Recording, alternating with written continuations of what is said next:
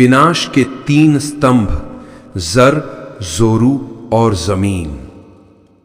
मनुष्य सृष्टि का सबसे बुद्धिमान प्राणी माना गया है, परंतु जब उसकी बुद्धि पर लालच, अहंकार और आसक्ति का आवरण चढ़ जाता है, तब वही बुद्धि विनाश का कारण बन जाती है।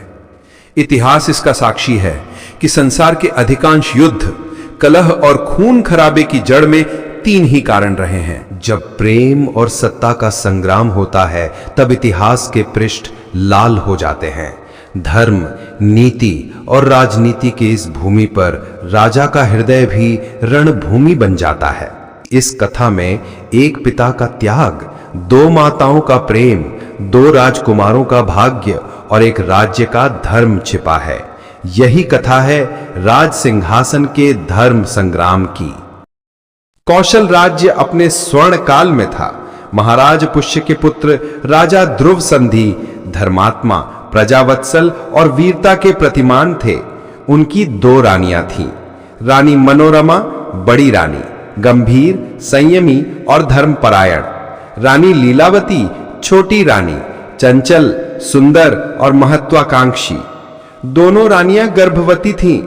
भाग्य की रेखाएं भी मानो एक ही समय पर लिखी जा रही थीं, परंतु परिणाम भिन्न थे।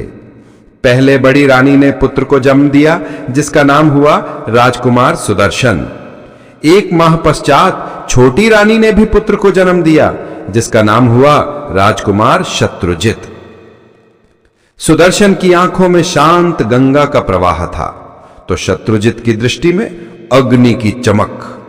एक में धर्म का तेज, दूसरे में राजसत्ता का गर्व। एक दिन सूचना आई कि वन में एक आदमखोर सिंह ने प्रजा पर कहर बरपा रखा है। राजा ध्रुव संधि बोले, जब तक प्रजा भय में है, राजा को चैन नहीं मिल सकता।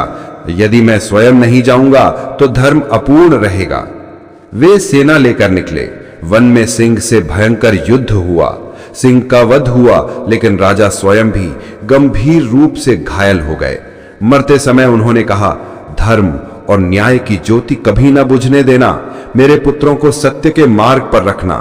राजा वीरेंद्र देव स्वर्ग सिधार गए। राजमहल में शोक